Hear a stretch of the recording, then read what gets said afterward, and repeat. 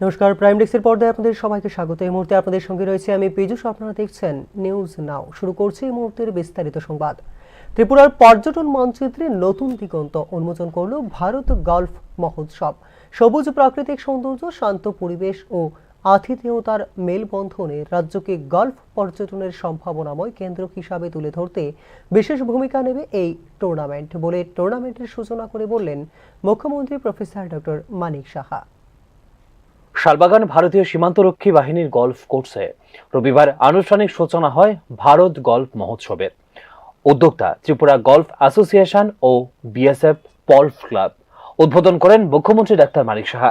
সঙ্গে ছিলেন ক্রীড়ামন্ত্রী টিঙ্কু রায়, ভারতীয় গল্ফ ফেডারেশন মহাসচিব আর্যবীর আর্য, বিএসএফ ত্রিপুরা ফ্রন্টিয়ারের আইজি অলোক কুমার চক্রবর্তী, ত্রিপুরা গল্ফ অ্যাসোসিয়েশনের সভাপতি ডেভিড দেববর্মা ও মহাসচিব সুশান্ত দেববর্মা। গল্ফ পর্যটন ক্ষেত্রে ত্রিপুরাকে বিশ্ব মানচিত্রে আরো বেশি পরিচিতি এনে দেবে বলে এদিন আশা প্রকাশ করেন মুখ্যমন্ত্রী। Tripura, known for its heritage sites, ecotourism, already have mentioned by our Isab, ecotourism, hospitality and culture will now have a new tourism sector in the form of golf tourism. The lush green landscape, clean environment, vast expanse of rolling terrain, as well as its hospitality and culture make Tripura a natural choice for golf course. ঐতিহাসিক স্থান, প্রাকৃতিক পরিবেশ, মন্দির, পর্যটন, আতিথেয়তা ও সমৃদ্ধ সংস্কৃতির জন্য পরিচিত ত্রিপুরা এখন গল্ফ পর্যটনের জন্য আদর্শ। সবুজ প্রাকৃতিক দৃশ্য, পরিষ্কার পরিবেশ, ঢেউ খেলানো ভূখণ্ড, আতিথেয়তা ও সংস্কৃতি সব মিলিয়ে ত্রিপুরা অবশ্যই গল্ফ পর্যটনের জন্য প্রাকৃতিক গন্তব্য। ক্রীড়া কার্যক্রম যত বাড়বে, পরিবহন, হস্তশিল্প, খাদ্য শৃঙ্খলা, আতিথেয়তা ও খুচরো ব্যবসার উন্নতি হবে বলে এদিন জানান মুখ্যমন্ত্রী ডাক্তার মানিক সাহা। খেলাধুলা ও পর্যটন অবকাঠামো উন্নয়নে প্রতিশ্রুতিবদ্ধ রাজ্য সরকার এবং জাতীয় আন্তর্জাতিক ক্ষেত্রে ত্রিপুরাকে উদীয়মান ক্রীড়া পর্যটন কেন্দ্র হিসেবে তুলে ধরতে প্রয়োজনীয় সব উদ্যোগ নেওয়া হবে বলে ঘোষণা করেন তিনি। Golf tourism and related infrastructures. From our government side already have mentioned by our honorable minister that of course this is a new thing for us, and from our government side of course we will also do our best to uplift this event, or the whatever infrastructure is required we will do. Tripura government, our government will do whatever is needed to connect and promote the state as an emerging sporting and tourism hub in the domestic as well as international platforms. I would like to congratulate respected IG BSF Tripura Frontier and his team for developing such a beautiful, challenging golf course, the only one available in whole of Tripura, I hope so. Or I don't know whether in other places are existing or not. But only one. I thank Golfing Federation of India for choosing Agartala as one of the venues of the Pan India Bharat Golf Mahotsav. I would also like to welcome all the participants who have traveled from far and wide to this state to participate in the event and make it a grand success. Bharat golf মহোৎসব হলো 100 দিনে 100 শহরকে সংযুক্ত করার বৃহৎ উদ্যোগ। Golf federation of ইন্ডিয়ার উদ্যোগে পরিচালিত ভারত গল্ফ মহোৎসবের লক্ষ্য হলো নেশা ও শারীরিক স্থূলতার বিরুদ্ধে যুব সমাজকে উদ্বুদ্ধ করা ও নির্মল পরিবেশকে স্থিতিশীল রাখা। लगभग 1 लाख प्लांटेशन हम कर चुके हैं और हमारी उम्मीद है कि जब तक ये टूर का समापन होगा 2 लाख प्लांट हम लगाएंगे और 5 लाख स्टूडेंट्स तक हमने कॉलेज, स्कूल, यूनिवर्सिटीज में टाइप है। 5 लाख स्टूडेंट तक हमारा पहुंचने का उद्देश्य है, जिनको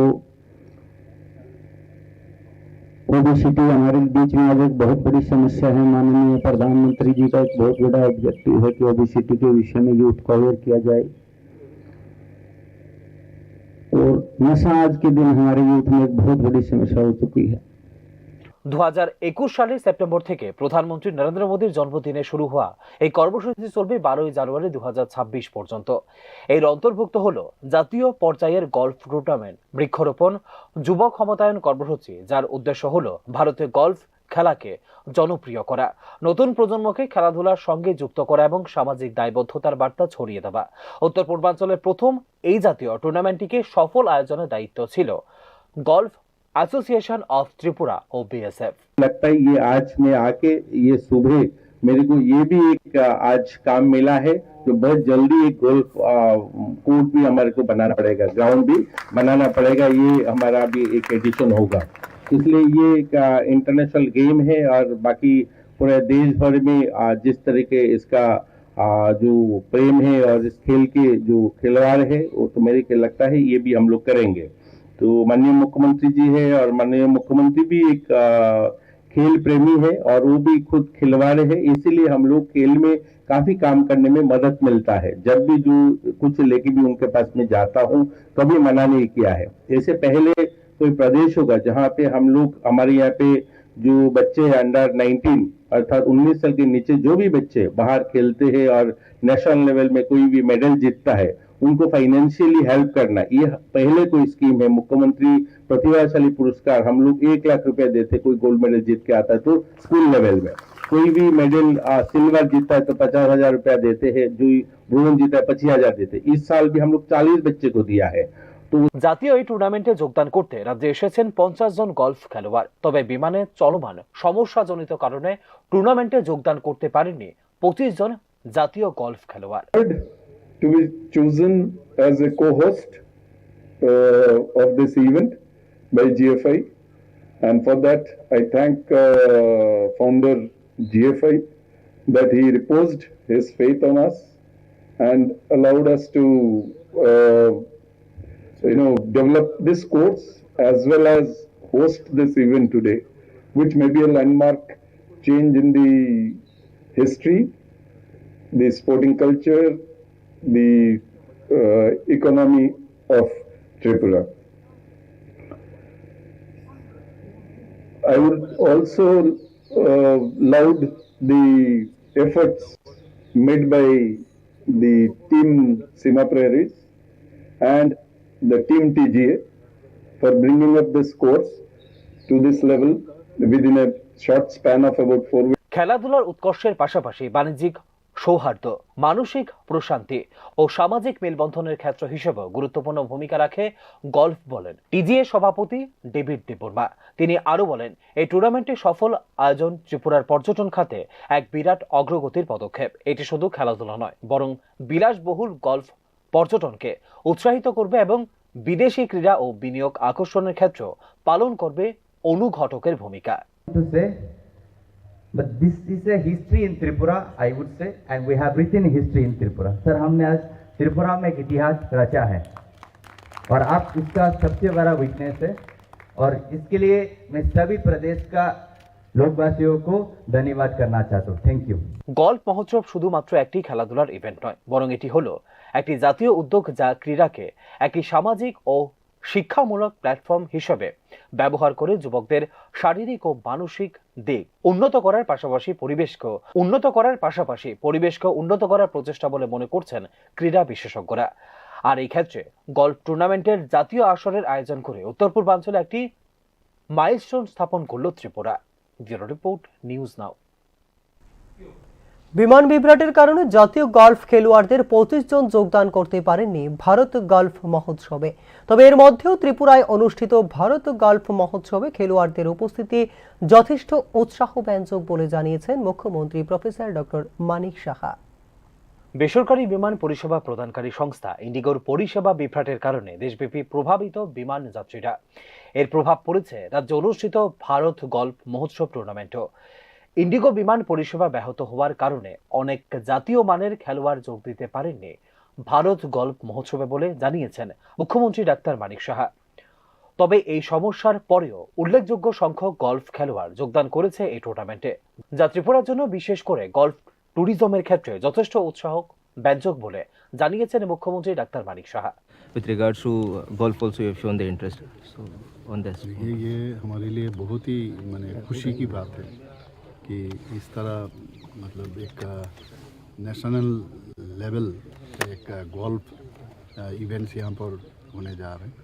वहाँ बहुत सारा गोल्फ पर यहाँ पर आने वाले थे, लेकिन आप जानते हो कि अभी जो एयर जो इंडिगो का जो प्रॉब्लम चल रहा है, इसके कारण से बहुत गोल्फर नहीं आ पाए। फिर भी बहुत लोग आए हैं यहाँ पर, और जैसे ही ये खबर हमारे honourable minister youth and sports, इनके पास जब ये ऑफ़र आया कि त्रिपुरा में हम लोग इस तरह इवेंट करना चाह रहे हैं, तो उन्होंने तुरंत बोले हाँ ज़रूर कीजिए। तो ये आईजी हेडक्वार्टर में भी बहुत कम समय में ये लोग काफ़ी डेवलप किया है। जो जो चाहिए गोल्फ खेलने के लिए वो लोग काफ़ी मैनेज किया है। आज हम भी देखें तो आईजी साहब भी बता रहे थे कैसे कैसे अभी खूब कम समय में ये लोग काफ़ी डेवलप किया है। तो ये इवेंट हमारे लिए बहुत ही एक माइलस्टोन रहेगा त्रिपुरा की हिस्ट्री में। जो गोल्फ भी यहाँ पर होता है तो इससे टूरिज़्म भी बढ़ेगा, बाहर से लोग आएंगे। और त्रिपुरा में आप जानते हो त्रिपुरा का जो लैंडस्केप है बहुत ही खूबसूरत है, तो इससे टूरिज़्म भी बढ़ेगा। और उससे जो कर्म संस्थान का जो बात हम हमेशा कहते हैं, यूथ का भी उसमें काफ़ी आगे आएंगे, उनको भी काफ़ी लाभ मिलेगा। और त्रिपुरा को भी बाहर से आएंगे तो बहुत सारा टूरिस्ट का जो स्पॉट है वहाँ पर भी ये लोग जाने लगेंगे। यहाँ पर आएंगे तो बिज़नेस भी बढ़ेगा, होटल में रहेंगे, 5 स्टार होटल ऑलरेडी और एक आ रहा है आप जानते हो। तो इस तरह एक त्रिपुरा का पहचान जो है पूरा देश भर क्या पूरा वर्ल्ड के मैप में आएगा अभी। और রাজ্যের হিলটপে পৃথক একটি গলফ কোর্সের নির্মাণের পরিকল্পনা করা যেতে পারে বলে এদিন জানিয়েছেন মুখ্যমন্ত্রী ডাক্তার মানিক সাহা। ये तो हमारे ही प्रदेश है और उसमें हमारे ये सरकार का ही है। बॉर्डर सिक्योरिटी फोर्स भी तो गवर्नमेंट ऑफ इंडिया का ही है, ऐसा नहीं है हम त्रिपुरा गवर्नमेंट की तरफ से हम लोग दिए हैं। तो लेकिन हम देखेंगे और भी किसी जगह में धीरे धीरे, पहले तो एक जगह में कॉन्सेंट्रेट करें और उसको अच्छी तरह से करें। ये जब और ठीक हो जाएगा तो हो सकता है और हिल टॉप में हम लोग जाएंगे, उधर भी हम लोग देखेंगे। तो कोशिश जारी रहेगा। हम जानते हैं स्पोर्ट्स में काफ़ी हम लोग हम प्रायोरिटी सेक्टर मानते हैं हम लोग, क्योंकि ये इसमें जितना स्पोर्ट्स में यूथ लोग इन्वॉल्व रहेंगे तब ये ड्रग के बारे में हम लोग कहते हैं कि ड्रग मुक्त त्रिपुरा ये जरूर आने वाले दिन होगा। গল্ফের প্রসার, যুবকদের মধ্যে খেলাধুলা ও সুস্থ জীবনধারার প্রচার, নেশা ও শারীরিক স্থূলতার বিরুদ্ধে লড়াই এবং সামাজিক দায়বদ্ধতা বৃদ্ধি করার উদ্দেশ্যে দেশব্যাপী আয়োজিত হচ্ছে এই জাতীয় কর্মসূচি। এক জাতি এক মিশনের বার্তা দিতে ত্রিপুরা গলফ অ্যাসোসিয়েশন ও TUSKER BSF গলফ ক্লাবের যৌথ উদ্যোগে ত্রিপুরায়ও অনুষ্ঠিত হলো পূর্বোত্তরের প্রথম টুর্নামেন্ট। ব্যুরো রিপোর্ট, নিউজ নাও। অবিলম্বে 22% মহার্ঘ ভাতা প্রদান, পুরাতন পেনশন পদ্ধতি পুনরায় চালু, মাসিক চিকিৎসা ভাতা ন্যূনতম 1000 টাকায় উন্নীত করা সহ মোট 12 দফা দাবিকে সামনে রেখে রবিবার সখীচরণ বিদ্যানিকেতনে অনুষ্ঠিত হলো অল ত্রিপুরা পেনশনার্স অ্যাসোসিয়েশনের তৃতীয় ত্রিবার্ষিক রাজ্য সম্মেলন। সকাল থেকে বিভিন্ন জেলা ও মহকুমা থেকে আগত শতাধিক পেনশন ভোগীদের ভিড়ে জমে ওঠে সম্মেলন প্রাঙ্গণ। দীর্ঘদিন ধরে পেনশনভোগীরা ন্যায্য মহার্ঘ ভাতা থেকে বঞ্চিত হচ্ছেন। বর্তমান বাজার দরের প্রেক্ষিতে 22% ডিএ প্রদান অত্যন্ত জরুরি হয়ে পড়েছে। একই সঙ্গে কেন্দ্রীয় সরকারি কর্মচারীদের সমতুল্য সুবিধা নিশ্চিত করতে পুরাতন পেনশন পদ্ধতি পুনরুদ্ধার করার দাবিও জোরালোভাবে তুলে ধরা হয় সম্মেলনে। এছাড়া চিকিৎসা খরচ বৃদ্ধির কথা উল্লেখ করে মাসিক চিকিৎসা ভাতা ন্যূনতম 1000 টাকা করা, সামাজিক নিরাপত্তা প্রকল্পগুলিকে আরও কার্যকর করা সহ বাকি দাবিগুলিও সামনে আনে সংগঠন।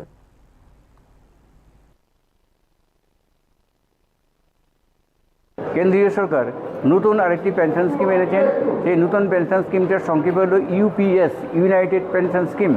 ওই পেনশন স্কিম আসলে এনপিএস এবং ওপিএস এই দুটোর সংমিশ্রণ।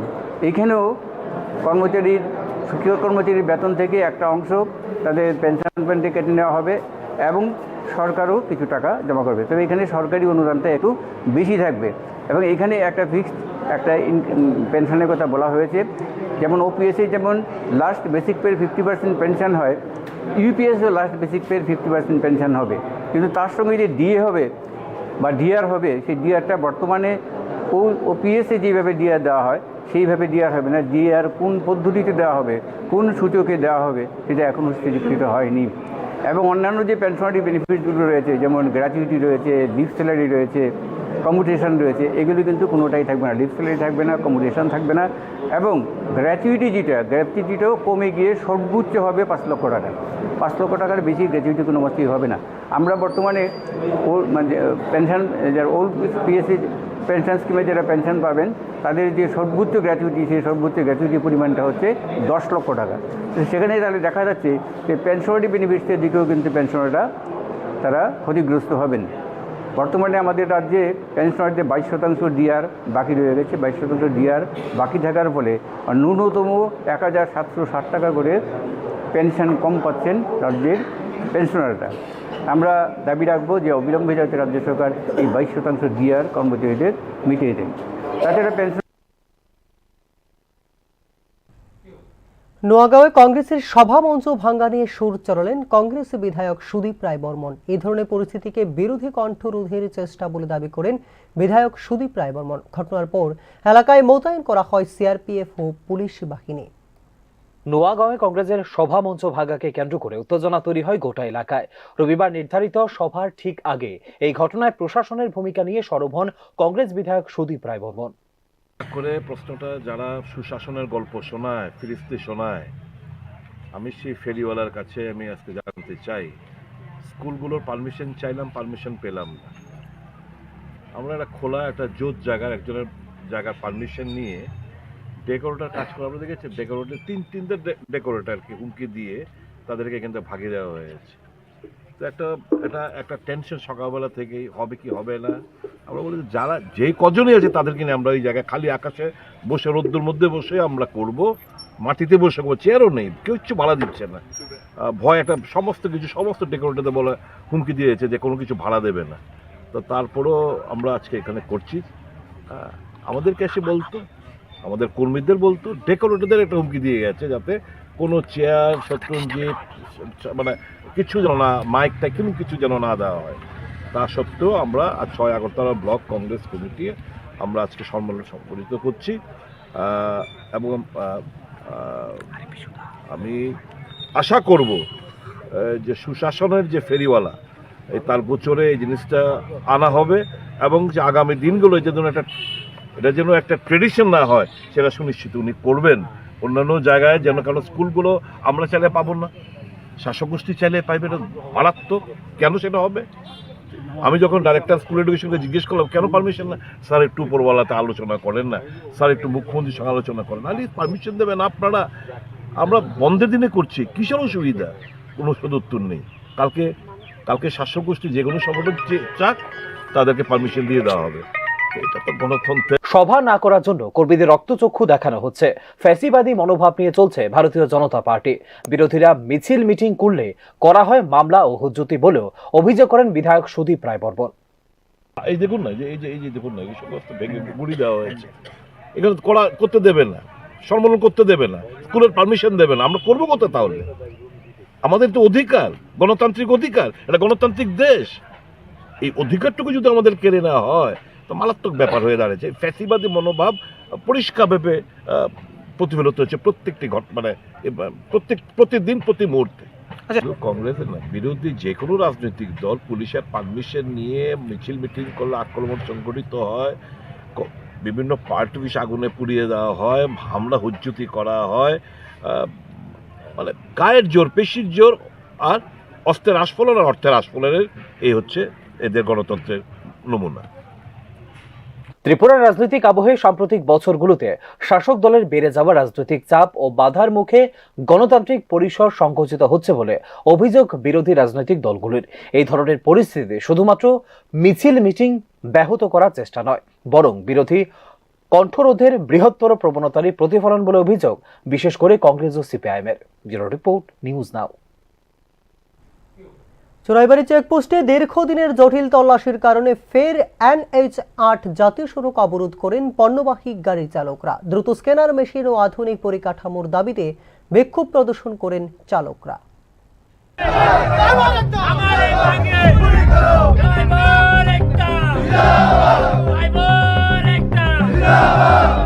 চোরাইবাড়ি চেকপোস্ট ঘিরে আবারও চলল উত্তেজনার পারদ। রবিবার NH8 জাতীয় সড়ক অবরোধ করে বিক্ষোভে সরব হলেন পণ্যবাহী গাড়ির চালক ও পরিবহন কর্মীরা।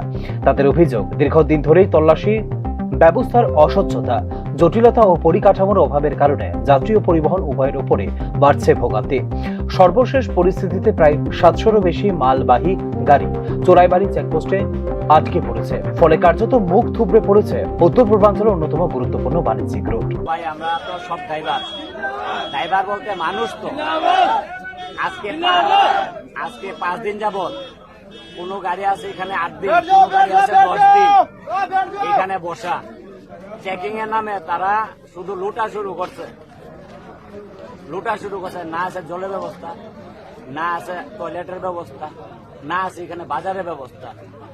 হোটেলে যে খাবারটা 50 টাকা বিক্রি হয়, এই খাবারটা 80 টাকা।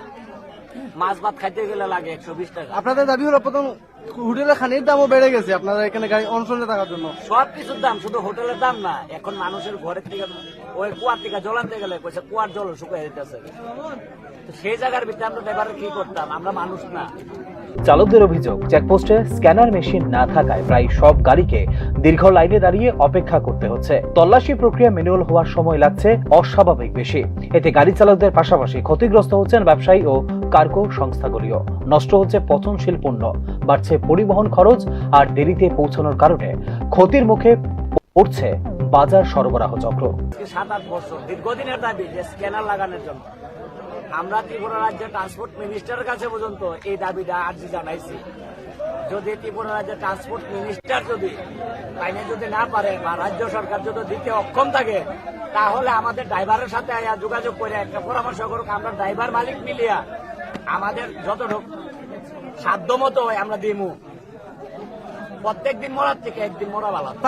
তারপরে লাগানো হোক, এটাই আপনাদের দাবি? হ্যাঁ, স্ক্যানার লাগাইতে কোন জায়গার ভিতরে সমস্যা, গভর্নমেন্টের যদি সমস্যা হয়ে থাকে গভর্নমেন্টের ড্রাইভার রেখুক, আর ড্রাইভার যদি সমস্যা হয়ে থাকে ড্রাইভার রেখুক। এবার থানার হয়েছে সমস্যা, যদি থানার সমস্যা না থাকে তাহলে গভর্নমেন্টের সমস্যা, আর গভর্নমেন্টের সমস্যা থাকবে থানার সমস্যা। চোর ড্রাইভার না, কিন্তু চোর কিন্তু ড্রাইভার না। বিক্ষোভরত চালকদের অভিযোগ, বহুবার দাবি তোলা সত্ত্বেও সমস্যার স্থায়ী সমাধান করা হয়নি আজও। আশ্বাস মিললেও বাস্তবায়নের গতি অত্যন্ত স্লো। দ্রুত স্ক্যানার মেশিন বসানো, অতিরিক্ত ল্যান নির্মাণ, পর্যাপ্ত আলোকসজ্জা ও টেকনিক্যাল কর্মী নিযুক্ত করার মতো মৌলিক কর্মযোগ্যের ঘাটতি স্পষ্ট। এর ফলে চোরাইবাড়ি চেকপোস্ট বর্তমানে পরিণত হয়েছে উত্তর পূর্ব ভারতের একটি বটলনেকে। বিশেষজ্ঞদের মতে চোরাইবাড়ি অঞ্চলের অবকাঠামো উন্নয়ন না হলে আগামী দিনেও এমন সংকট বাড়বে যা রাজ্যের শিল্প বাণিজ্য ব্যবস্থাকে দীর্ঘমেয়াদে ঠেলে দিতে পারে ক্ষতির দিকে। ব্যুরো রিপোর্ট, নিউজ নাও। রাজ্যে এবছর ডিসেম্বর মাসে স্বাভাবিকের তুলনায় শীতের তীব্রতা আরও বাড়তে চলেছে। আবহাওয়া দপ্তরের পূর্বাভাস অনুযায়ী চলতি ডিসেম্বরে রাজ্যের তাপমাত্রা নেমে প্রায় 9 ডিগ্রি সেলসিয়াস পর্যন্ত পৌঁছানোর সম্ভাবনা রয়েছে। সাধারণত প্রতি বছর ডিসেম্বর মাসে রাজ্যের রাতের স্বাভাবিক তাপমাত্রা 11 থেকে 13 ডিগ্রি সেলসিয়াসের মধ্যে ওঠানামা করে, কিন্তু এবছর তাপমাত্রার এই হঠাৎ নিম্নমুখী প্রবণতা শীত প্রবাহের জোরালো ইঙ্গিত দিচ্ছে বলে জানিয়েছে আবহাওয়া দপ্তর। প্রথমে তো এটা বলবো যে শীতকাল অলরেডি স্টার্ট হয়ে গেছে। ডিসেম্বরের 1 তারিখ থেকে আমরা অফিসিয়ালি শীতকাল বলে থাকি। তো শীতকালের যদি ডিসেম্বরের 1 তারিখ থেকে দেখি, তাহলে টেম্পারেচার যেটা সেটা গ্র্যাজুয়ালি ডিক্রিজই করেছে। আজকের যেমন আজকে টেম্পারেচার মিনিমাম যেটা সর্বনিম্ন তাপমাত্রা যেটা রিপোর্ট হয়েছে 13 ডিগ্রি, আর সেটা কিন্তু আমরা দেখছি স্বাভাবিকের কাছাকাছি ছিল। তো সামনের যদি এই সপ্তাহ দেখে থাকি, তো সেটা স্বাভাবিকের কাছাকাছি থাকার সম্ভাবনা আছে, এবং পরের সপ্তাহে আশা করা যাচ্ছে সেটা স্বাভাবিক থেকে কিছুটা স্বাভাবিকের কম থাকার সম্ভাবনা থাকবে। এখনো পর্যন্ত আমাদের যে প্রেডিকশন যে এই বছর মানে ডিসেম্বরে যে টেম্পারেচার সেটা নর্মালের কাছাকাছি থাকার সম্ভাবনা আছে। ডিসেম্বরে আমাদের জেনারেলি 13 থেকে 11 ডিগ্রি সেন্টিগ্রেডের কাছাকাছি থাকে। তো আজকে যেমন 13 ডিগ্রি, এরপরে আমরা আশা করছি যদি এরকম ফেভারেবল কন্ডিশন থাকে তাহলে নর্মালের কাছাকাছি টেম্পারেচার থাকবে। আর আমি এটাও বলি যে এখন যে আমাদের উইন্টার সিজন চলছে, এটা জেনারেলি এখানে বৃষ্টিপাত আমাদের মার্চ থেকে শুরু হয়, সেপ্টেম্বর পর্যন্ত চলতে থাকে। তো আশা করা যাচ্ছে এখন কোনো বৃষ্টিপাতের কোনো নেই, আর সামনে কিছু দেখা যাচ্ছে না।